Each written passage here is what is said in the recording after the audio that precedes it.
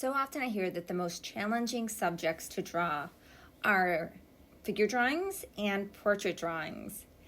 And I think that's true for a lot of reasons. They're really complex subjects. They have a lot of textures to them, a lot of colors. Skin is very luminous, and the way the light hits it is really unique. And there's so much emotion and feeling that comes through those subjects. And you can't help but relate to them as a human. So human to human, relating to those feelings and responding to those in your art making. So for all, and also there's the fact that we're so used to looking at other people and ourselves that when something doesn't look right, we notice it right away and it really bothers us. So I get it. I get why people say they are the most challenging subjects. But I don't want you to feel intimidated to give it a try.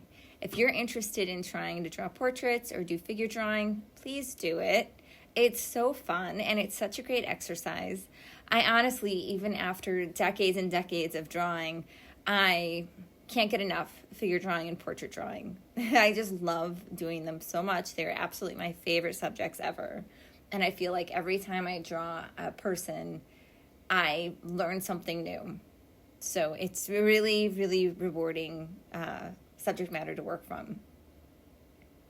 But if you're just getting started, here are some tips that I think might be helpful to you. At least they were helpful to me. One, when you are drawing the portraits and you're just getting started, even though the most rewarding and the most fun and the most interesting part is really connecting with the emotion of the subject, don't get too lost in it.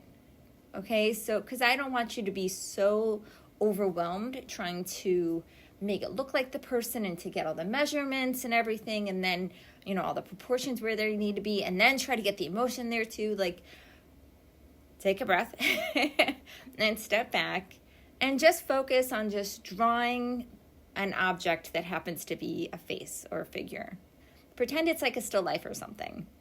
Just while you're getting started, just so you can kind of get over the first few drawings and kind of get used to the idea that you're drawing these things, just to get you started. But definitely, as you get going, bring that back in, because that's the part of what makes it really fun and really special, is having the emotion and feeling and detail in there. I also think it's really helpful, at least it was helpful for me, to find a very supportive artistic community. Because when I went to art school, I had that because everyone in the art school was making art and being creative.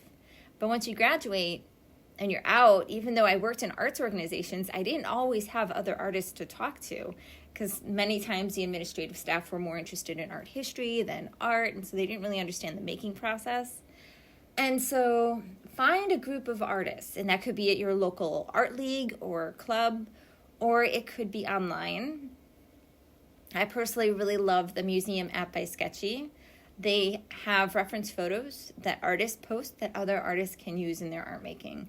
So it's a fantastic resource for reference images. And artists also share their work there and provide feedback and critique, and it's just a really supportive community. And it tends to skew portrait heavy, even though that's not its only subject matter. So that's a really awesome supportive community that you should check out.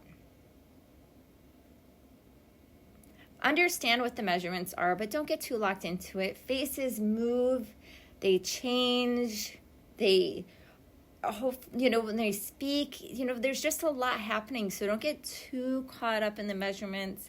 Know what they are, but you don't have to, be too rigid about them. Have fun, be fearless, and keep trying, keep experimenting. And you'll end up making some portraits you're really happy with. I'm sure about it.